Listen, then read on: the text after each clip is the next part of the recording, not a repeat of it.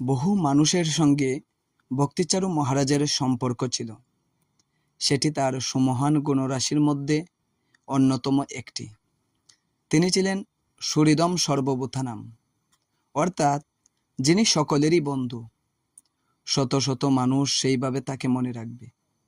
মানুষ সাধারণত অন্যের প্রতি ততটা বন্ধুভাবাপন্ন হয় না।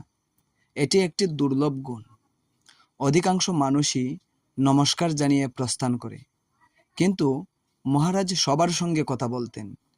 তিনি প্রকৃতই অন্যদের যত্ন নিতেন।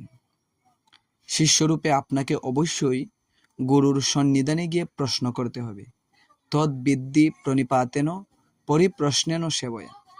তা করতে হলে গুরুদেবকে আপনার সঙ্গে কথা বলতে হবে এবং আপনার সঙ্গে তার সম্পর্ক থাকতে হবে। ভক্তিচারু মহারাজের সম্বন্ধে বলা যায়, তিনি ঘনিষ্ঠভাবে শিষ্যকে চিনতেন ও সত্যই তার যত্ন নিতেন।